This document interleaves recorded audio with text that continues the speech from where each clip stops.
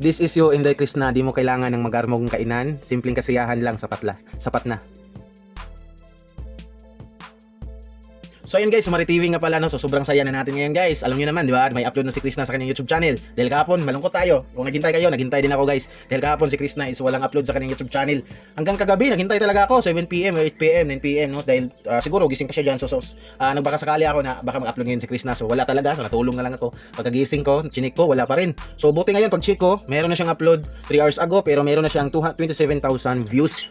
So 3 hours ago pa guys, kung gusto nyo i-check, check nyo lang ang YouTube channel ni Krishna. At kung gusto nyo siya masubaybayan, dahil tulad ng nangyari kahapon, wala siyang upload, no? Pero ang ginawa ko kahapon is inisto ko ang kanyang Facebook, no? Kung gusto nyo magkaroon ng update sa kanya, kung kahit wala siyang upload sa Facebook, follow nyo din sa wala siyang upload sa YouTube, follow nyo din yung yung Facebook account ni Krishna, yung Krishna Mahusay. Yung inisto ko kahapon is Krishna Mahusay version 2. Kumbaga Krishna Mahusay V2. Ang ibig sabihin kasi doon sa V2 is version 2. So meron din siyang Peking Koreana na page, no, si Krishna sa Facebook. So madami siyang upload kahapon doon sa Krishna Mahusay version 2. Marami siyang upload. Grabe. Kahit wala siyang upload sa YouTube, yung mga TikTok niya, in-upload niya doon.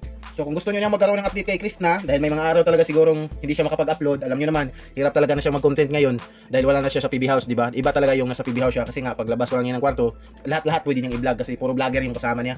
So dito, inakala ko talaga guys na nagtrabaho na siya kasi yung thumbnail niya.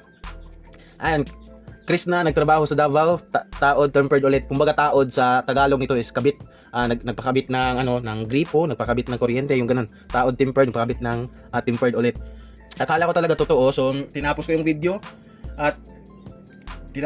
kanina. So hindi pala totoo. Nagpalagay lang sila ng tempered sa kanilang cellphone, no? So ayan, palagay sila. So mabuti naman kahit yung mga ganitong content ni Krishna is okay na para sa akin guys, okay na, no? At least alam natin na okay lang siya, no? Nasa kabila ng issue na nakuha pa rin niyang mag-vlog. Panoorin niyo itong vlog na ito ni Krishna guys, grabe. Sobrang palabiro talaga, no? Dami kong tawa sa kanya yung nandun na sila sa gilid ng doon sa baybayin. Ayun kay ma'am, we respect the kind of life you choose, Ploy, as long as you are happy and play and always pray.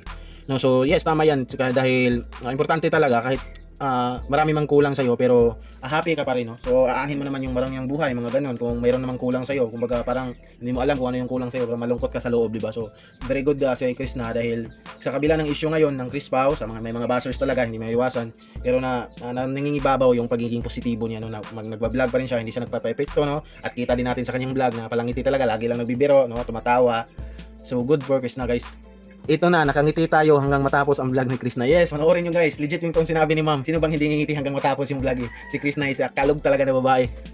Kumbaga si Krishna siguro at si Mang Ili, kung napansin nyo, si Mang Ili is may pagkaganon din na personality at si Sir Ralph, di ba? Kung okay lang sana sila, kung maging okay na sila ulit, so masaya panoorin. Dami siguro nating tawa.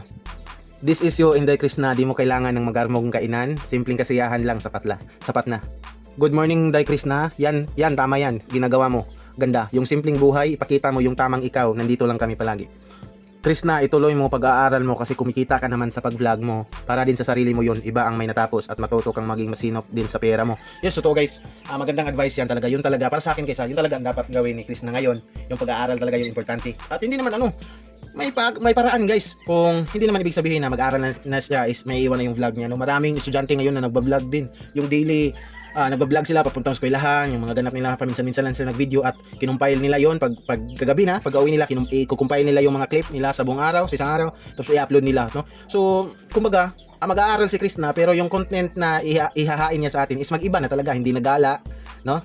Is puro na nasa biyahe siya papuntang eskwelahan, yung mga ganap nila sa school, yung mga ganun yung maibahagi niya sa atin. So, pwede yun guys, kung kung tutuusin talaga, pwede na mag-vlog habang nag-aaral ka, no? Pwede mong pagsabayin. Pero kung sabihin nyo na hindi pwede kasi hindi makapag-focus, no? Para sa akin lang ako sa akin lang, makapag-focus talaga kahit magba-vlog pa, no? Kung marunong ka talaga at yung mga diskarte sa pagba-vlog, hindi mo naman ganun na mag-iisip ka talaga ng content habang nasa loob ka ng eskwelahan. Yung mga ganap mo lang sa buhay ba? Magvi-video ka lang, di ba? Tapos i-voice over mo, ganun. Okay lang yun mga ganun. Basta kung gusto may paraan talaga guys. At kung may talaga ka, hindi talaga maepektuhan yung pag-aaral mo habang nagba-vlog ka. So sana kakayanin yun ni Krishna, no? Sana sana mag-aaral na siya ulit. At sana kahit mag-aaral na siya is wag niya iwan yung kanyang pagba-vlog, no? Dahil kayang-kaya yun. Siguro kakayanin ni Krishna yung gano'n na nagba-vlog habang nag-aaral. Dahil naman si Krishna palaban, di ba? Astig pa na babae, hindi siya kumbaga hindi siya parang lampa na babae, astigin.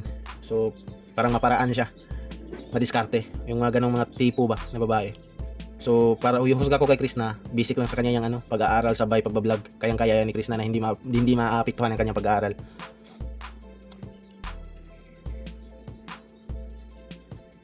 Ingat lagi Krishna, you deserve to be happy always. Dito lang kami sumusuporta sa iyo. Vlog ka lang ng vlog, manood kami. God bless. Yes, vlog ng vlog, no? Kahit makaisip na siya na mag-aaral, mag-vlog pa rin siya.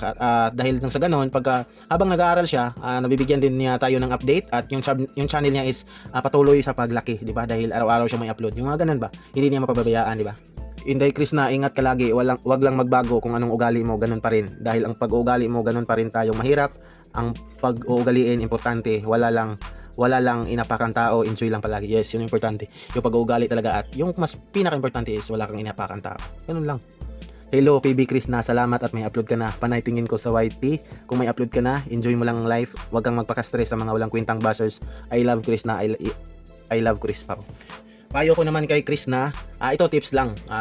Hindi ko alam kung alam mo ba ito or ano, sa mga pwedeng makapag-abot nito kay Krishna, no, sa makapanood nitong video. May konti kasi akong alam dito sa YouTube. Kung meron siyang ano guys, kung pwede maipaabot niyo ito kay Krishna. Mag-upload siya ng video. Di ba isang video sa isang araw yung in-upload niya. So may tips akong ibibigay sa kanya. Dapat mag-upload siya ng video 12 PM, no? Sa tanghali 12 PM. Tas 7 PM sa gabi or 7 PM. 7 or 8 PM sa gabi. Yun. Huwag siya mag-upload sa umaga.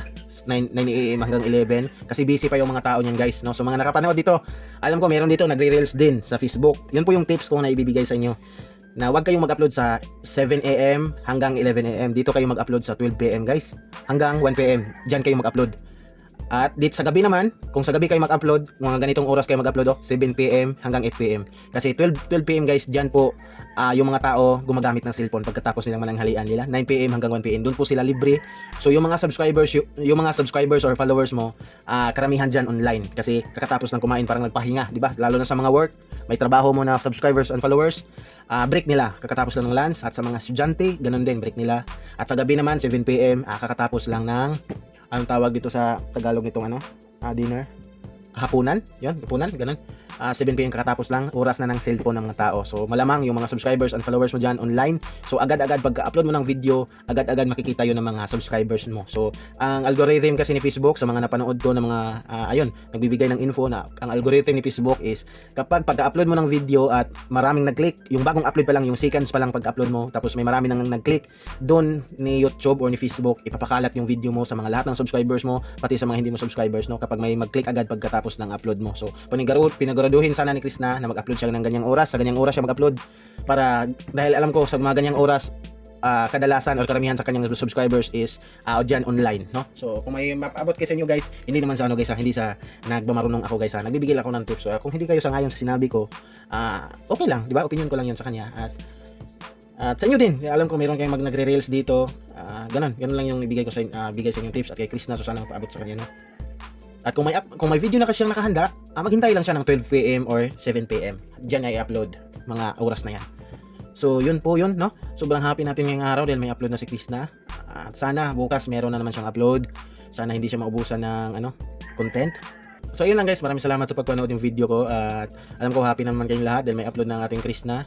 At subscribe my YouTube channel guys, at i-like itong video. Diyan sa baba may like button dahil malaking tulong na po yan sa akin. At God bless sa inyo lahat guys, at maraming salamat sa pagpanood guys. Bye bye.